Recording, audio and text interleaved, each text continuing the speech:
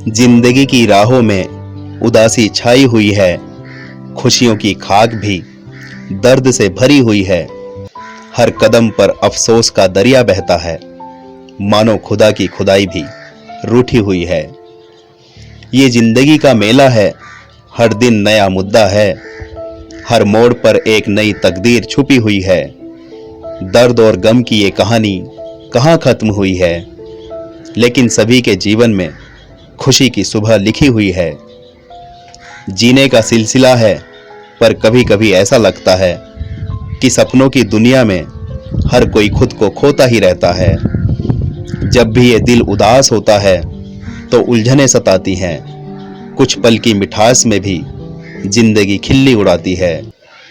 राहों में बिखरे हैं सपने, अधूरे मायने हैं, हर खुशी के पीछे गमों के आईने हैं।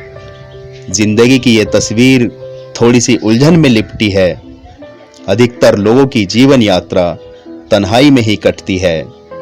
इस खेल में हर चेहरे के पीछे एक अजनबी सी कहानी है। मैं भी कभी कभी सोच में पड़ जाता हूँ कि ये कैसी जिंदगानी है। मैं भी कभी कभी सोच में पड़ जाता हूँ ये कैसी जिंदगानी है।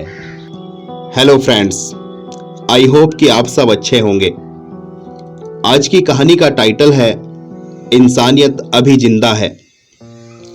जैसा कि हम सब अच्छे से जानते हैं कि हमारे इस जीवन में सुख दुख आते जाते रहते हैं, या मैं ये कहूं कि सुख दुखों का ही पर्याय हमारा जीवन है।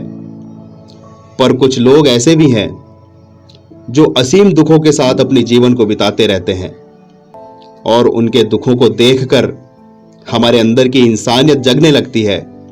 और कभी कभी तो हम उनकी हालत को देखकर भाव विभोर हो जाते हैं और अपने मन में यही सोचते रहते हैं कि काश किसी तरह से हम सामने वाले प्राणी के दुख को हर सकें और उसको एक जीवन जीने की वजह दे सकें। दोस्तों, आज एक ऐसी ही कहानी मैं आपके सामने लेकर आया हूं। इस कहानी में मैंने ये लिखने का प्रयास किया है कि किस तरह से एक बूढ़ी महिला अपने जीवन की जद्दोजहद में दुखों के साए में जीने लगी और कैसे उसकी हंसती खेलती जिंदगी दुख में बदल गई। लेकिन अंततः एक भला मानस उसे मिला और उस मानस ने किस प्रकार उस महिला की जीवन को बदलने का प्रयास किया, चलिए समझते हैं। फ्रेंड्स, रामू नाम का व्यक्ति एक बड़े से शहर में छोटी सी नौकरी करता था। वह मुश्किल से ही अपने परिवार की गुजर बसर कर पाता था, लेकिन दिल का बहुत साफ था। ईमानदारी और नैतिकता उसके अंदर कूट कूट कर भरी हुई थी।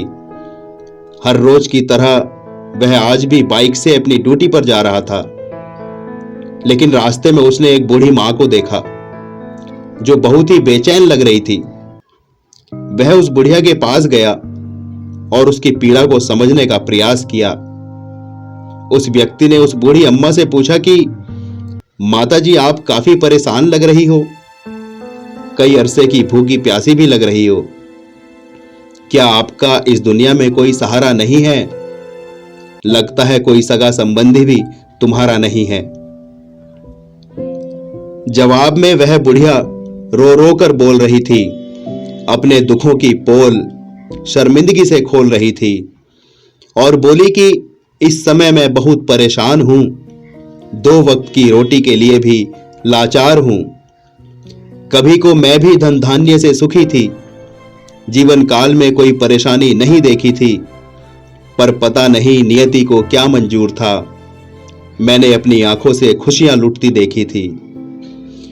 उस बूढ़ी अम्मा ने अपने दुख भरी कहानी को आगे बढ़ाते हुए कहा कि एक बार मैं अपनी फैमिली के साथ पिकनिक पर गई थी। मैं, बेटा, बहू और पोती पहाड़ों की वादियों में सोई थी। तभी अचानक से बहुत भयंकर तूफान आ गया। उसी तूफान में मैंने अपनी पूरी फैमिली खोई थी। उसी तूफान में मैंने अपनी पूरी फैमिली खोई थी। दोस्तों, उस बूढ़ी अम्मा की आंखों में आंसू आ गए और आंसू पोंछते हुए बोली कि पूरे परिवार को खोने का दुख मैं झेल भी नहीं पा रही थी। अपना जीवन उन्हीं वादियों में समाप्त करना चाह रही थी, लेकिन आत्महत्या करना मुझे बहुत बड़ा पाप लगा। इसलिए आगे गुजर बसर करने की योजना बना रही थी। जैसे तैसे वहां से मैं अपने घर गई। यकीन मानो कई वर्षों तक खूब रोई। बस अभी अपने आप को मैंने समझाया ही था, आगे की जिंदगी जीने को अपना मन बनाया ही था, पर तभी मेरी जमीन जायदाद नदी के कटाव में बह गई। हाय रे मेरी किस्मत, मैं इस दुनिया में अकेली ही रह गई। हाय रे मेरी किस्मत, मैं इस दुनिया में अकेली ही रह गई। आगे वो बुढ़िया कहने लगी कि अब मैं रोजाना भगवान को खूब कोसती हूं, अपना पेट पालने को इसी रास्ते पर भीख मांगती हूं। कभी कभी तो कई दिन भूखे ही निकल जाते हैं और कई बार मैं बिना सोए रात भर बैठी ही रहती हूं। अब तो लगता है मुझे यूं ही जीना है, दुनिया के सभी गमों को सहना है। पर तुम बताओ यहां क्यों आए हो? क्या आपको मुझसे कुछ कहना है? बुढ़िया की दुख भरी कहानी सुनकर उस रामू की भी पलकें भीग गई और वहीं बैठकर वो इस कदर रोया, उसके आंसुओं की भी धारा सूख गई।